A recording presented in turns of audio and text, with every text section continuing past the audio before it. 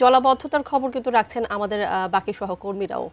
আমাদের সহকর্মী কিশোর জাহান এই মুহূর্তে আমাদের সাথে যুক্ত আছেন। আমরা একটু কিশোর জাহানের কাছে জানতে চাইবো, কিশোর আপনি কোথায় আছেন, সেখানকার জলাবদ্ধতার খবর আমাদের একটু জানাবেন। এই মুহূর্তে আছি আমি সেগুন বাগিচায়, এবং যেখানে দাঁড়িয়ে আছি সেটাই আসলে সেগুন বাগিচা আন্তর্জাতিক মাতৃভাষা ইনস্টিটিউটে।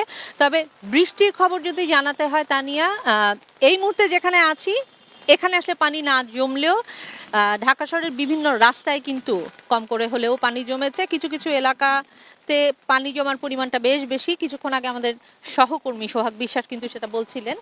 আর সেগুন বাগিচার কথা যদি বলতে হয়, ফার্মগেট থেকে এই সেগুন বাগিচায় পুরো রাস্তার ক্ষেত্রে আমি বলবো এখানেও কিন্তু রাস্তায় পানি জমেছে, যে কারণে দেখতেই পাচ্ছেন রাস্তায় যে গাড়িগুলো চলছে খুবই ধীর গতি, এবং ভোগান্তি আসলে সেটা বর্ণনা করা যাবে না। কারণ শুধু যে বৃষ্টিতে ভেজা ব্যাপারটি তা নয়, বৃষ্টি ভেজার সাথে যদি আপনি ছাতা নিয়েও বের হন, হাঁটার পরিস্থিতি আসলে ঢাকা শহরের অধিকাংশ রাস্তায় এই মুহূর্তে নেই।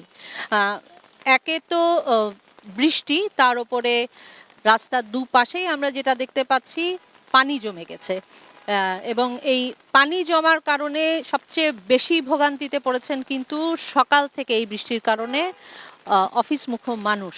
এবং যেহেতু ইতিমধ্যে স্কুলও চলছে, সকালে শিফট থেকে স্কুলেও যাচ্ছেন শিক্ষার্থীরা, দুপুরেও স্কুল আছে, তো সব মিলিয়ে আসলে যদি বলতে হয় তাহলে বলতে হবে আসলে ভোগান্তির চরমে। কেননা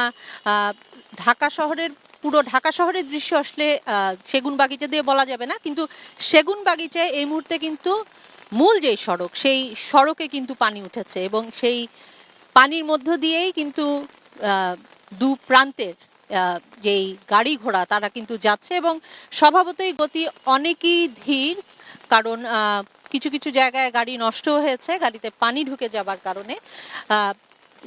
আমি যদি কারণ বাজারের কথা একটু বলি তানিয়া, কারণ ওই দিক থেকেই আমরা যখন আসছিলাম আমরা কিন্তু দেখেছি কারণ বাজারের কিছু অংশেও কিন্তু পানি জমেছে, এবং বৃষ্টির এই মুহূর্তে আসলে যে পরিস্থিতি, থামার কোনো লক্ষণ কিন্তু এখন পর্যন্ত দেখা যাচ্ছে না। এবং এভাবে যদি বৃষ্টি চলতে থাকে স্বভাবতই পানি ইতিমধ্যে জমেছে, পরিমাণটা কিন্তু আরও বাড়বে। আর ভোগান্তির কথাতে এর আগেও বলছিলাম যে ঘরমুখ মানুষ যারা আছেন বা অফিসমুখ মানুষ যারা আছেন তাদের জন্য আসলে এই বৃষ্টি স্বস্তির হচ্ছে না, ভোগান্তির হচ্ছে।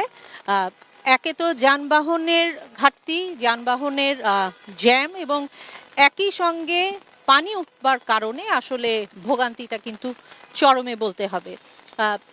পানি আসলে এই মুহূর্তে যে অবস্থা আমরা দেখতে পাচ্ছি, পানি উঠছে এবং পানি কিন্তু ধীরে সুস্থে আরও বাড়ছে। উঁচু যে জায়গাগুলো আমরা ফুটপাতের কথা বলি সেই ফুটপাতও কিন্তু বলা যায় যে তা নিয়ে একেবারে অর্ধেক পানির নিচে তলিয়ে আছে।